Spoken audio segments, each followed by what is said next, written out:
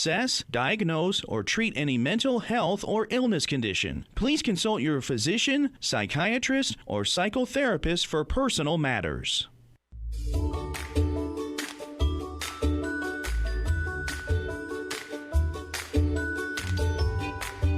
Inner Voice, a heartfelt chat with Dr. Foojan. Hello, everyone. Welcome to the Inner Voice Show. I'm Dr. Foojan Zain. I'm a psychotherapist, author, and the originator of the Awareness Integration Theory. And hello to Sean, our director at the studio. This is a show about what matters most in our life, our minds, our thoughts, feelings, actions, relationships, and our fulfillment in this beautiful journey of life.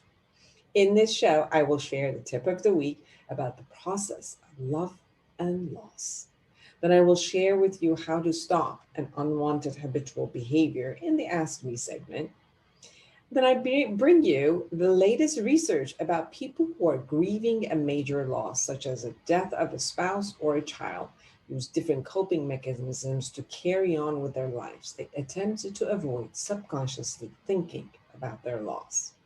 My guest today, I'm excited, is Kristi Hugstad. She's the author of Be You, Only Better, Real Life Self-Care for Young Adults and everyone else, and 2 other books. She is a certified grief recovery specialist and a grief and loss facilitator for addicts in recovery.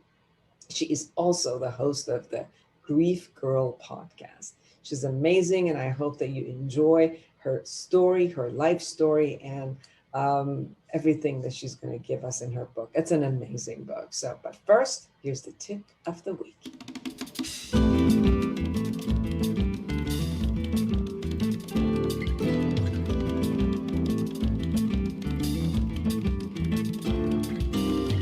This is Dr. Foojan Zain, and this is the tip of the week. I was talking to my colleagues and clients and friends about love and loss. And it brought up a lot of interesting conversation that I want to share with you. I've experienced love and loss as the 2 sides of the same coin that moves along on a parallel process. Love in relationships comes along with a sense of attachment, which in turn has to face the possibility of loss at every moment. In a healthy relationship, one moves from one phase of the relationship to another. Each transition takes letting go of the last phase of the relationship, which feels like a loss. Letting go of singlehood toward gaining couplehood. The loss of honeymoon stage as one moves toward the next stage. Could be even power struggle stage. Or the loss of loverhood era to a parenthood era. Letting go of being needed as a parent when children grow up, or all the different ways that one goes through the natural transition of life and experience love and loss. When we lose someone that we love, whether it's due to divorce, death, migration, or phase of life issues, we go through a deep grief. Each one of us goes through this type of a process of grief in our own unique way, depending on the style of our own attachment. Some get caught in denying and refusing to experience loss by acting as if nothing happened. For example, holding on to clothes or the room as it exactly was when the person left, whether they died or the children went to school, just keep it exactly the way it was, as if at any moment we walk into that room and they're still there. Some fight the loss and get angry at the person for leaving or dying, or the doctors for letting this happen, or for somebody's friend or mother, or somebody who took our lover away. Some bargain with many what ifs and hope to find the right scenario for the loss to go away and wake up from this bad dream to find the person again. Some go into despair and hopelessness and loss of their own identity. Some question the notion and the meaning of love and life while they face loss. I've noticed that as one reaches the sadness of compassion for the self, healing happens. The love that was geared toward being fulfilled from the outside comes from the inside toward the self. Completion with the relationship and the person also helps.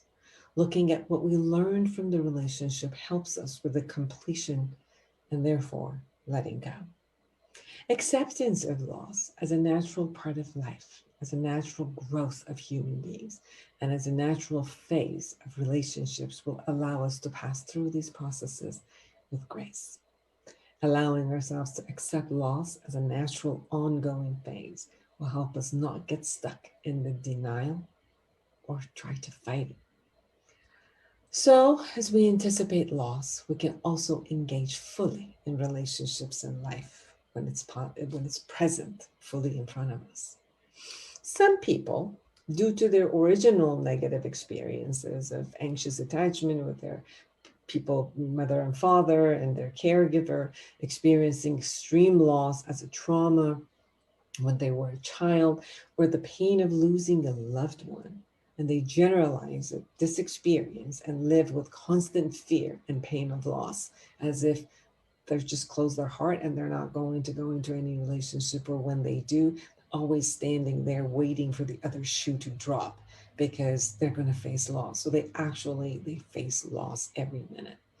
So reparenting the self, healing our childhood traumas will help us unite our different parts and become whole. We can then cherish the feeling of love and experience in fully when it's present, and grieve it appropriately when it's lost, versus living in the loss every day. An expectation of the experience of love as a constant matter is kind of an illusion. Loss will be there no matter what. But generating love consistently, regardless of the loss for yourself, regardless of the loss for yourself and others, will create full enjoyment and will pull you through when you have to go through the loss. For more ways in healing yourself through the process, go to Life Reset, the awareness integration path to the life you want, and allow yourself to learn how to regenerate love and how to go beyond loss, through loss, and beyond loss, and keep living in the love that you have and the shine that you have. Thank you.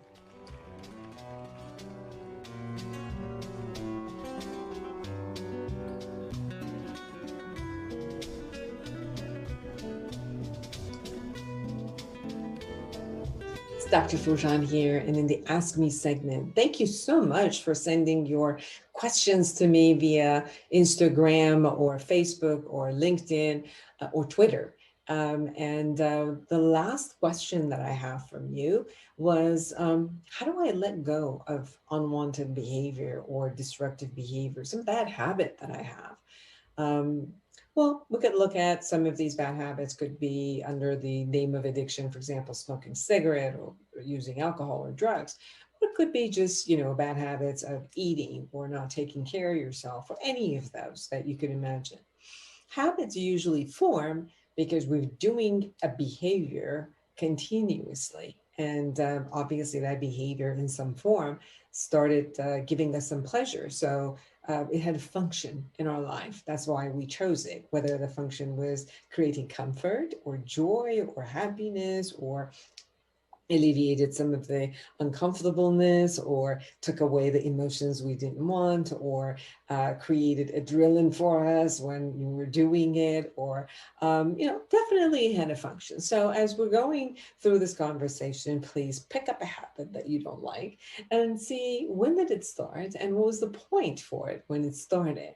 What were you gaining out of starting that habit, and what happened that you decided to do it over and over and over again? Because when it's a habit, that means it is continuous. And how do we know that it's bad or that it's destructive when we no longer want it? Because when we are gaining some pleasure or comfort or the function, side by side, it seems like now we're getting consequences. And maybe at the beginning, the consequences were not as apparent to us. So we just saw the benefits and we just continued with the benefits. And somehow, as we're continuing to do that, the consequences are catching up. And therefore, we need to stop, because now apparently the consequences are higher than the amount of pleasure that is there.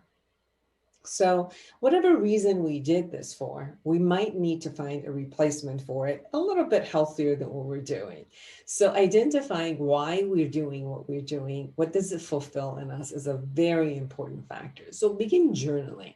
One of the things you could do is every time during the day that you're going to begin doing the habit you don't want, start writing it somewhere. What am I doing this for? What is it fulfilling right now? What is it masking right now? What is it I don't want to feel and I'm doing this? What is it that I'm gaining? So write down all of those for yourself and start monitoring yourself for a while. You'll start getting the answers of, oh, that's why.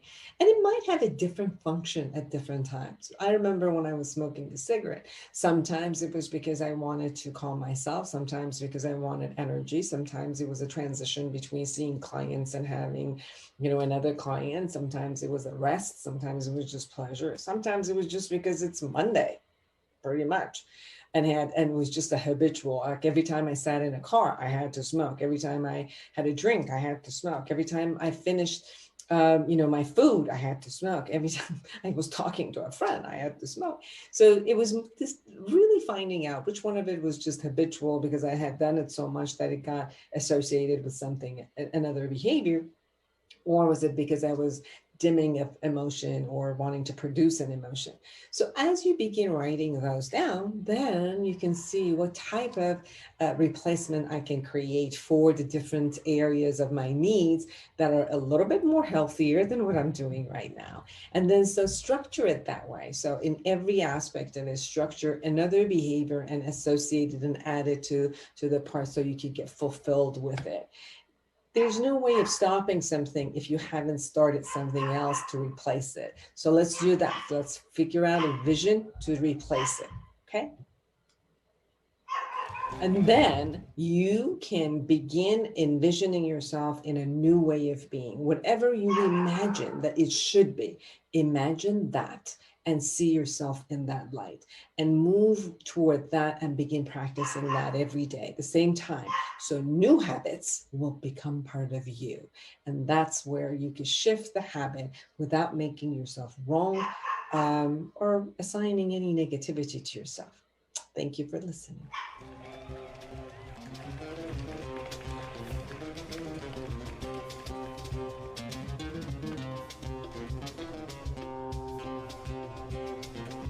This is the latest research. People who are grieving a major loss, such as the death of a spouse or a child, use different coping mechanisms to carry on with their lives. Psychologists have been able to track different approaches, which can reflect different clinical outcomes.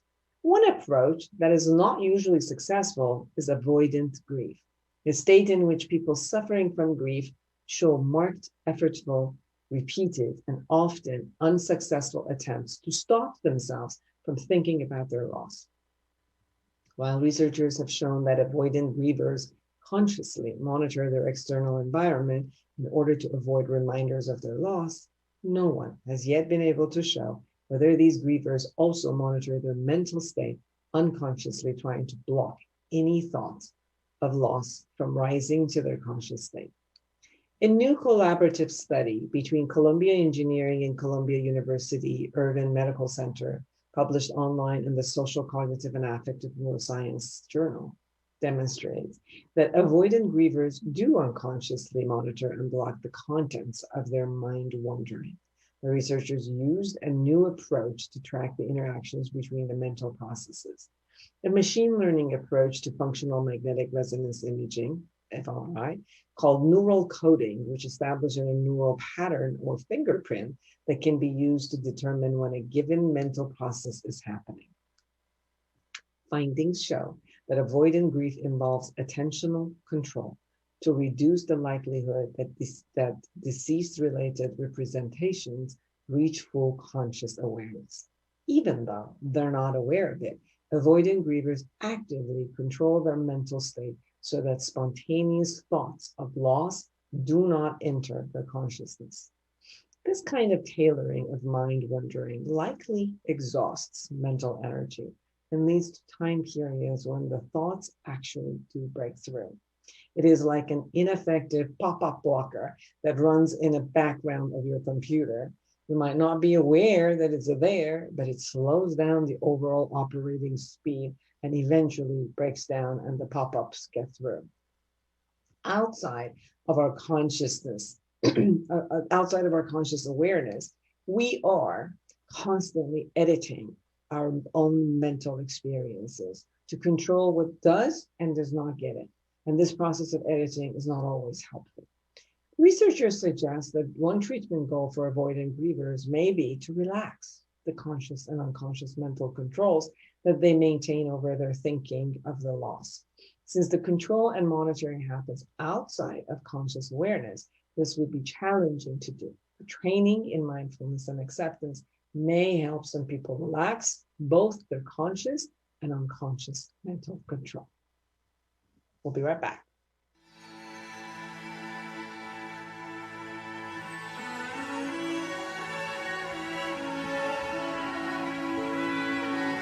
Well, welcome back, everyone. I'm Dr. Foojan Zain, and I have Kristi Hugstad with me. She is the author of Be You, Only Better, Real Life Self-Care for Young Adults and Everyone Else, and 2 other books.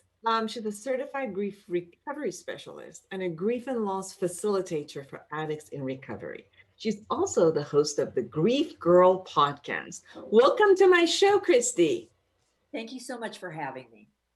It is so nice to have you. Thank you so much for your wonderful book. As I was going through it, I also saw that partly how you started to go, become a facilitator is because you actually had to go through a lot of the process of grief. So could you share with us how was it for you and what is it that brought you into writing this book? You wrote that when you used exactly what you wrote in the book on yourself to support yourself through the process. Yes, well, 8 years ago, my husband died by suicide. He ran in front of a train in Dana Point, California, where we lived.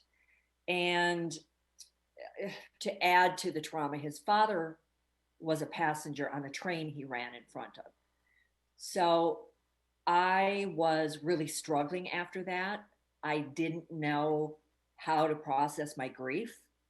So it was a long, hard journey. And I reached a point in my grief journey where I thought, you have 2 choices here. You can either be a victim of what's happened to you, or you can take what you have learned and you can use that to help other people. So I decided I didn't want anybody else to have to go through what I was going through. I didn't have tools. I didn't have the knowledge. I didn't know the warning signs and risk factors of depression and suicide. So I became very passionate about educating people about those warning signs and risk factors to prevent suicide. And then I realized, my husband was 54 years old and he'd already bought into the stigma of mental illness. It was really a difficult situation to try to change somebody who's already stigmatized. So then I thought, really what needs to change is we need to start education with our youth. And they need to grow up in a world where mental health is as normal as physical health. Mm-hmm. If we can teach our young people what those warning signs are of suicide and depression, and then they will reach out at an early age to get the help that they need, that's really become my goal to this day. I love it. I love what I hear from you, Kristi. One of the highest levels of depression and suicide is in the youth, the last years of high school and the first 2 years of college and university. We did a study, actually. I created a model and we had a study in Cal State Long Beach, and we're creating courses now in different places in order to really look at what's going on. And right after COVID, not after, right in the middle of COVID, we're having higher levels of depression and suicide in that age. So I am so grateful for you to looking into this matter and really focusing on the youth, because like you said, um, the signs of depression are there, and there are areas and phases of life that we have, such as your husband's, also the stage of life for him is the highest level of suicide, where people also go through phase of life depression. And sometimes if there's a confusion about this is just the phase of life that I'm going through, that I'm going to figure out life. And if I don't have support from outside to support me to figure this out, it can really go south. I can get stuck in that position and not be able to move forward. Or that it's really a chemical clinical depression that I need to, have other ways of handling, such as, different methodologies, whether it's medication or transcranial, stimulation or any other thing? Or is it that it's really the way of thinking and the way that I was raised and traumas?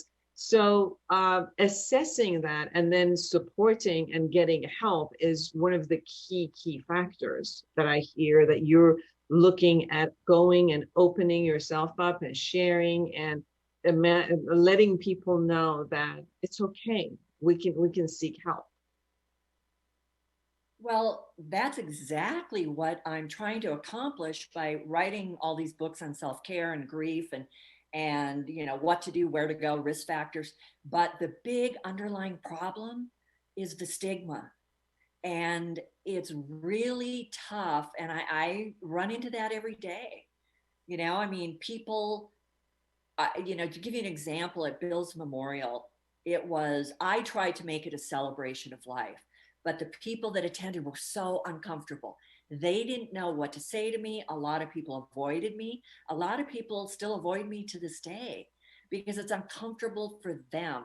If Bill had died of cancer, they would react towards me completely differently. I would have gotten the hugs, I would have gotten the phone calls.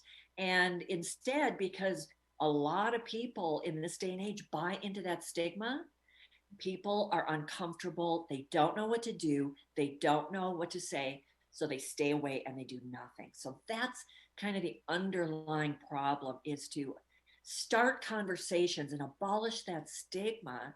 So people like my husband will feel like it's okay to reach out and get the help they need.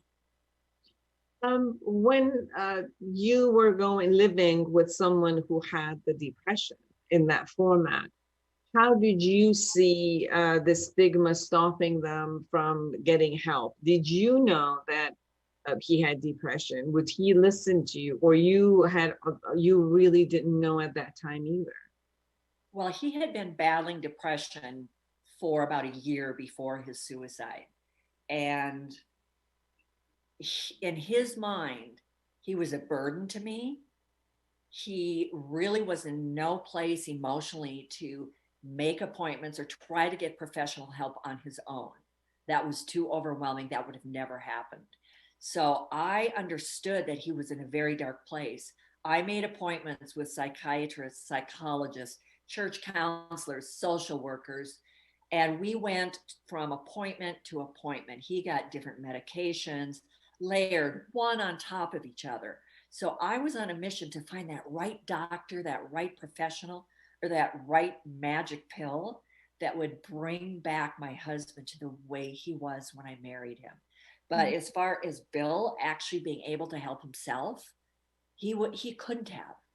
He had all he could do to get out of bed and maybe take a shower, eat something. So people really need to understand, if you have a loved one in your life, you need to be their voice. Make the appointments, take them, sit with them. Also, let them know you're there for them in the long run.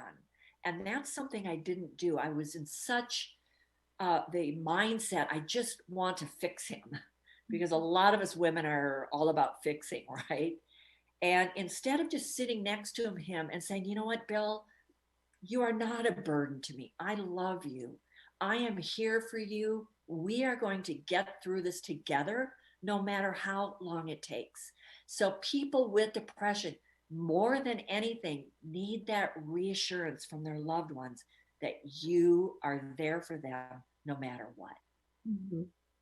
There's also, I know Dr. Michael Yapko wrote a book that depression is contagious. Have you also experienced being beside your husband, and there was a part that you wanted him to support you, that you wanted to support him, you wanted to have his engagements, conversations, all of that. And how was it for you to be beside someone who is going through such a deep clinical depression beside you? And maybe if you could share that people in our audience who are listening and also like feeling that, yes, they do have a spouse, a child, a parent, a friend, someone who they're living and very close to. And like you said, no matter what they do, they can't get out. But how is it also on you? Not only how you were for him, but the impact on you as someone who's beside someone who has the depression.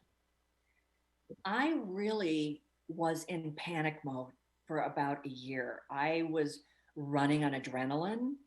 I knew that it was up to me to find him the help that he needed.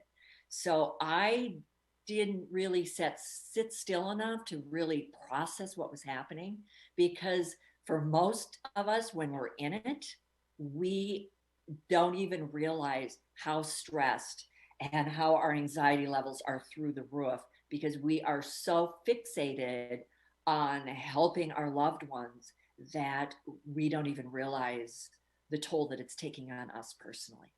Yes. And how was it for you when he committed suicide? Because I think that what I've also experienced with a lot of my clients as I work with them for the past 30 years, it's a lot of feeling of guilt, feeling of what else could I have done? How could I have prevented it? It's a very different experience than a natural cause death. Somehow we're always thinking that we should have intervened somehow. And the same way you say that we should intervene at the stage of life, which is their depression, how does this same concept of I should have intervened stayed with you after he committed suicide? The very first emotion that I felt was guilt. I wasn't in shock. I wasn't in denial. I had been dealing with this for over a year. He talked constantly about not wanting to live, about taking his life on a daily basis. So I didn't ever really think that he would follow through. I thought maybe it was just a cry for attention. But when I got that first phone call telling me that Bill had taken his life, my initial reaction was guilt. What could I have done differently? I didn't find him that right professional. I didn't get him that magic pill. I failed him. I didn't contact the right doctors. So I blamed myself. I took 100% responsibility for his death. And it took me quite some time to move past that. So yeah, I was pretty textbook. I assumed all the guilt myself. I remember, I want to share this story with you and everyone. I remember working in an inpatient recovery and inpatient hospitalization, which we had a lot of suicidal clients where their family, had called and they 5150 them. So we were a locked unit and we were taking, it was a huge team of 3 psychiatrists and all of us therapists and, psychology nurses, and we would do this teamwork. And then we had this one lady who was with us for almost 6 weeks. And we worked through the whole gamut. Everybody said, they're going to write off on her. It was all great. Her sister got her a cat. So her sister was involved with her. We already got everything that when after all of these attempts, that she was in a very solid place as she was going to go. So we discharged her. And at that time I was in Northern California. She went onto the bridge and threw herself out right after. And I remember all of us professionals were sitting there going, what happened? Like we thought the treatment was going well. We thought everything was going well. And at one point, Kristi, we all had to come to a place of, we just need to respect the person's decision. And I know for many years I worked with suicidal clients, which, by 3 o'clock in the morning, I'm still having them go to the hospital and be assessed and, do all of that. So I totally get when you say the first thing is for us to feel guilty. And then yet it's their decision. We did all that we can for someone, but it's their life and it's their decision, and honor them for who they are. And I think that might also take away the concept of the stigma off of someone, not only the person, but also the family members of someone who decided to commit suicide. What are your thoughts on that? Well, I think in my case, I'm speaking personally, I think that Bill had made that decision long ago. I also think that during his depression, he could step up and be the great pretender. His parents came to visit, and he was very quiet, but he could engage socially, at least put up a front, very little communication. But he would go through the motions of being okay. So I think it's important for your listeners to know that they can sometimes step up and be the great pretender when they have to, if it serves them. Mm-hmm. I also think, he went along grudgingly to a lot of these appointments with psychiatrists and psychologists. I would have to coax him to get in the car. I would go and fill a prescription. And it almost seemed like he had a sense of calm about him. Like he was just kind of appeasing me and going along with it because he knew how hard I was trying. So it's really hard for those of us with a healthy mind to understand how dark of a place somebody is actually in that has that type of depression, that they no longer want to be here, that all they want to do is end the pain. And the only way that they can think that will stop that pain is to take their own lives. We can't imagine that. And when I think back of the darkness and that deep pain he must have been in, there's a part of me that kind of understands. Absolutely. Right? I mean, absolutely. If we are in that kind of physical pain, the quality of life is zero. And that's temporary, So to have that kind of ongoing emotional pain and trauma day in and day out, I can't even fathom that. Yeah. No, I hear you.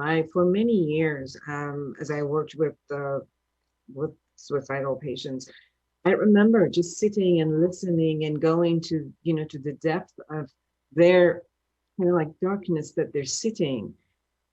And going into their world, I could totally understand that they just wanted this to end. And there was no hope. There was no light. And it was very, my job is to create light. And sometimes you kept sitting there and you're like, I don't know how to anymore. And sometimes it's just waiting and buying time. Sometimes we're just buying time until something changes. Another level of passion shows up. But I think that sometimes they are in a hopeless, helpless place. And sometimes us around them, whether we're the doctors or physicians or mates or, family members, sometimes we also go into the same type of powerlessness and hopelessness with them, because that is the actual concept of a depression, the hopelessness and the powerlessness. So, but the other side of it is, as I hear you, and I've also experienced this, maybe if we could intervene early enough that we could shift something. And that's what your book is about, is for each person to really look at, if I'm going through something, how can I find help? How can I support myself? And then for people who are around me. One of the great tools that you offer in your book is journaling. How did journaling help you? That is the very first self-care tool that I put into action. I was told I got professional help after his death because I had no idea how to process my grief. And we all hear, oh, writing things down really helps you. And you hear it, but until you actually do it and experience what it does for you, you don't understand. So I just started writing. Actually, I was putting my anger down on paper, and it needed a place to go. I needed to get that out. I needed to validate that it was okay that I was feeling that way. And what was really interesting is after about 6 months, I would journal every day. The interesting thing is, and even to this day, when I would start over and start from day one, it was really insightful because I was able to realize, you know what, you are moving forward in your grief journey. You no longer have all that anger. You go back and forth. I mean, it's still a roller coaster ride, but you are not in that deep, dark place that you were in on page one. So it also kind of gives you a little roadmap of where you're at in your grief journey, but it really serves as a place to put down your emotions and validate that it's okay to feel that way. Yes, and you brought a lot of the scientific aspect of journaling. My experience also has been that sometimes when we just think, we go around a loop. We do the circular thinking, and we don't really necessarily release anything. And journaling allows us to release very quickly about, and you brought a lot of the scientific aspects of, what it does in the brain and how, it brings the two aspects of the brain together. But you just mentioned something that I think is fantastic, which is people in the emotional process, most of the time don't know how they're moving ahead. It's as if, you're in a dark tunnel and all you see is darkness.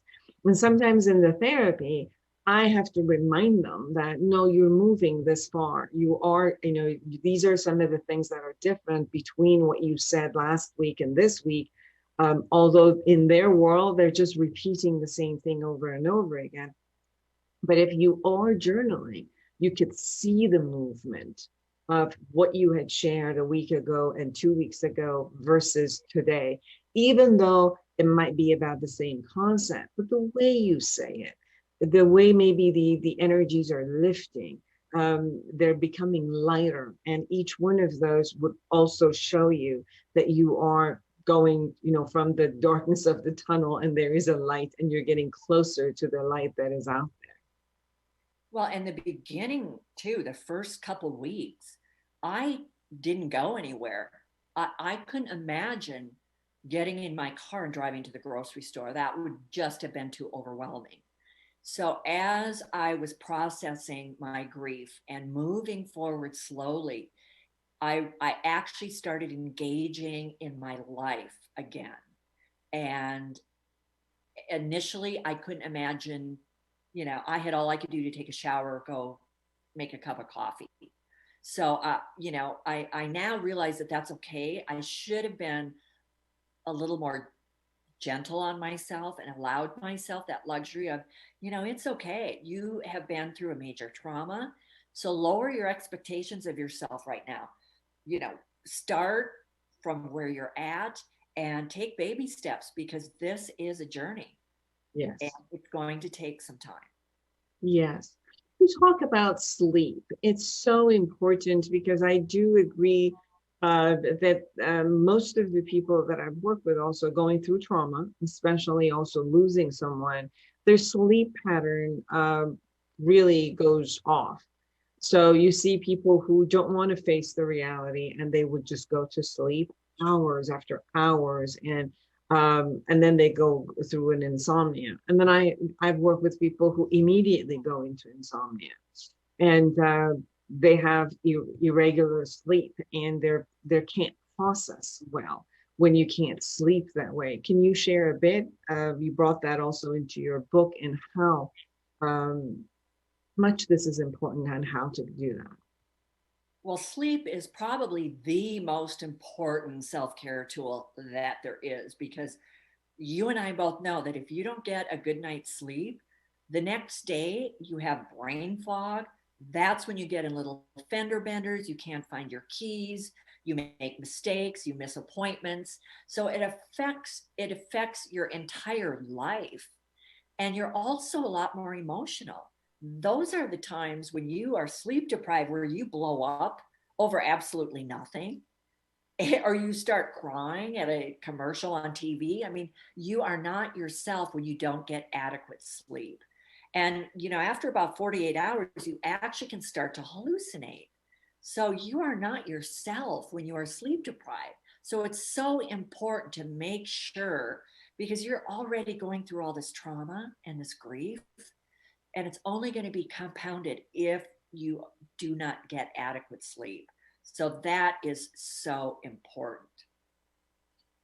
We also talk about in being in nature and enjoying and kind of healing through nature. I know many people who had to leave their home in the time of grief and just go out of country or go to another space where it was a different space than the same home that they had their loved ones there, and they had to go through a visual constant trauma. How was that for you? Did you need to live in the same place, move away? And how did, like, kind of like movement and nature and all of that support you? Well, that's a really good question, because I live up on a bluff, and all throughout the day, I hear train whistles. And since Bill died by train, that was such a huge trigger for me, that whenever I would hear the train whistle, I got so anxious, and I would just stop, and I couldn't function. So I thought, I've got to move. I can't be here. I can actually, from my place, see the train tracks where he died. So that compounded with the actual train whistles. I thought, I need to move somewhere where there are no train tracks, no trains, so I don't hear the train whistles. And when I thought about it, I thought, well, where in the world would that be? I don't know that, unless I move, in a really remote area. I think that would be really almost impossible for me to do. So then I realized, I've got to start changing the way I think about this. I have control over my thoughts. And instead of thinking of that train whistle and as a trigger and a reminder of how Bill died, I decided that I would think of that as Bill's way of greeting me and saying hello. Mm. And you know what? It works. I hear train whistles all day. I live in the same place. And I, of course, could never drive by the place on the tracks where he died. I couldn't do that for a year. And now I realize, it's okay. Yes, he did die there, but, you can't go around the world to try to avoid this area. You need to drive that route. So I just don't look, and I turn the radio on and I distract myself, but I don't try to avoid those triggers anymore. I didn't move, but it started with changing the way that I think. And that started off with, whenever I see triggers, I'll see Bill's car, the car that he drove, this red and white or black and white FJ Cruiser. And I'll see this big guy behind the wheel. And the first time I saw that, I stopped. I slammed on the brakes, and it stopped me dead in my tracks. And now I think that person behind the wheel reminds me of Bill, and it brings a smile to my face. So you have to stop and think, I'm going to change the way that I think about this. It's and like, yes, it's almost like everything that would remind me of him, instead of going to the sad place, I'm going to let all of these triggers to remind me of the beauty of him. Yes, and then I have so many happy memories. And I remember being down at the beach, and I saw somebody walking towards me that was dressed and looked exactly like him. And I just stopped. And of course, he was approaching me and I was just staring at him. And he said, "Are you okay?" And instead of, running away or acting all flustered, I just said, "You know what? You just caught me off guard because you remind me so much of my ex-husband." Mhm. And he said, "Well, tell me about him." And he walked with me and he listened to my story, and he lives in my neighborhood, and now we're friends. So, there is beauty in these moments, and you just have to turn the situations around and look at it a little bit differently. Very much. You talked about cutting down on sugar. Say more about that.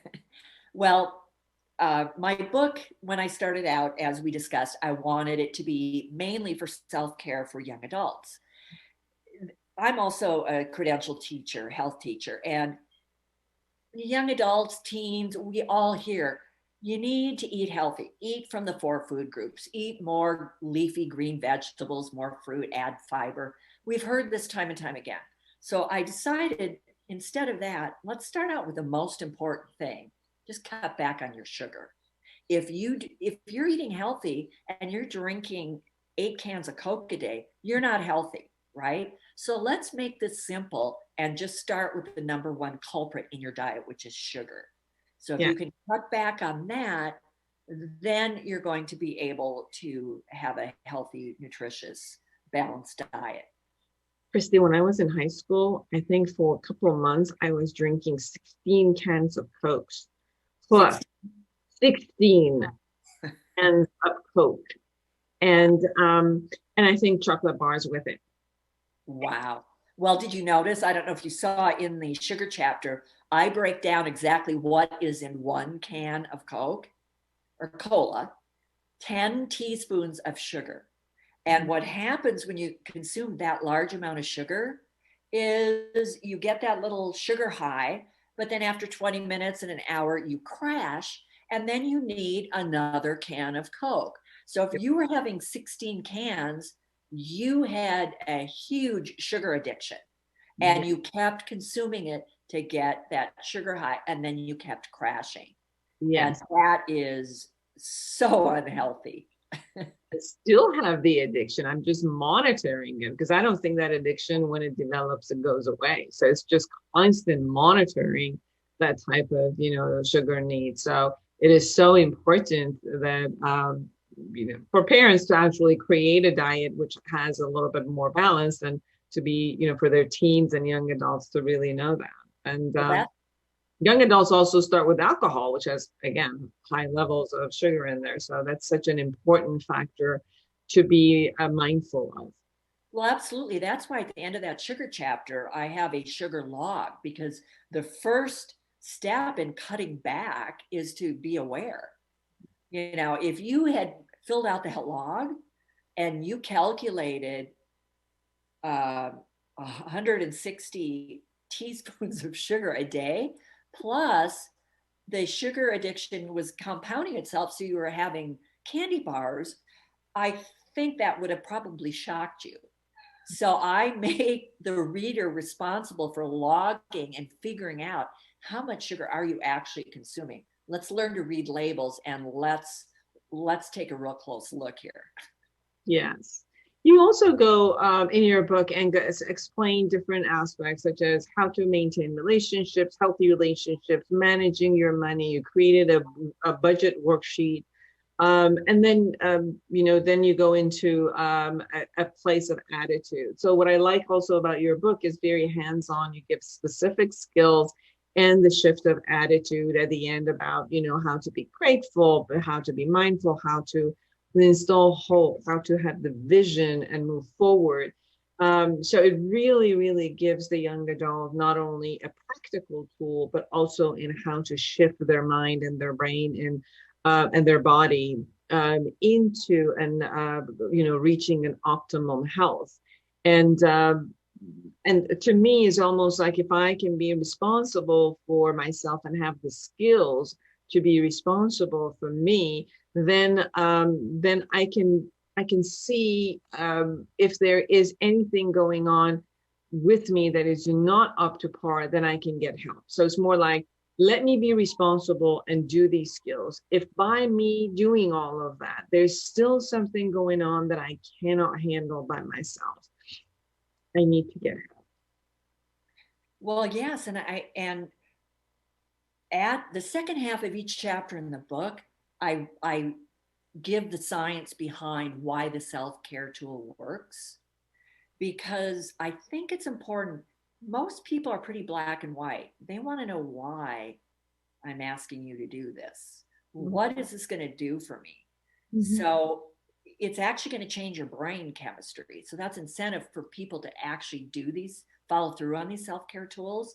If it raises those feel-good hormones in your brain, those neurochemicals, the dopamine, the serotonin, the oxytocin, if those neurochemicals are raised, you're going to feel better and you're going to be in a better mood. You're going to be of more benefit to others. So I think the main thing about all this self-care is it changes your brain chemistry.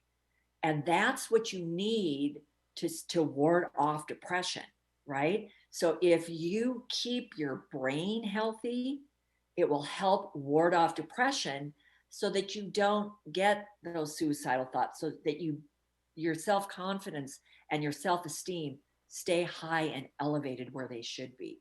So it's not just, me telling you to take care of yourself and here's how to do it. I also want to give you the science behind why it works. And that hopefully will help you not get to a state where you really need professional help. So it's all about prevention. Absolutely. Absolutely. So you said at the beginning of the book that you utilized every step that you've actually put in here for yourself, and you've watched yourself come and heal from the grief. So how are you now? And what brought you, and what was the process? I know we talked about right after the trauma and what you had gone through your grief, and what were the process of you coming to your healing? I'm at the point right now where I've accepted my loss. It's a part of me. I used to want to detach from it and get away from it and move on with my life without the trauma. But now I realize you can't do that. That's not going to work. So the best thing to do is embrace what's happened. And it's a part of you. It always will be. And move forward and take your tragedy with you, because your grief changes and evolves. And it's okay that that's now a part of your new normal. So I'm at the place where I've accepted it. I stopped blaming myself. I stopped feeling guilty. But it came from the process of understanding what mental illness is really all about. And when you don't understand what that process is, you own it and you take it personally. And that was a big part of my journey. So I'm at the place right now where I feel like I've learned and grown from my grief and my trauma. I'm a lot more compassionate. I have a lot more empathy. I do grief counseling. I talk to people mainly who have experienced a suicide because I'm not afraid of it. I've been there. I understand. So I think I am now at a place where I'm a better person because of my experience. In 1 minute, if there's anything we haven't shared, then you really want our viewers and audience to. I think the main thing is, a lot of people think that self-care is selfish, and it's not. You need to take care of yourself, put yourself first, emotionally, spiritually, socially, financially, mentally, before you can really reach out and be of service and help other people. So just like they tell you on the airplane, put your own oxygen mask on first before you can help other people. And that's true in life. Kristi Hugstad, everyone. Be you, only better, real life self-care for young adults and everyone else. And find that in Amazon. Where can they find you, Kristi? The best place to find my stories and blogs and all my books is at my website at thegriefgirl.com. Beautiful. Thank you so much for spending the time with us. Thank you so much for having me. Take good care. And for all of you who are out there, create an amazing life for yourself and everyone around you. Until next week. Bye.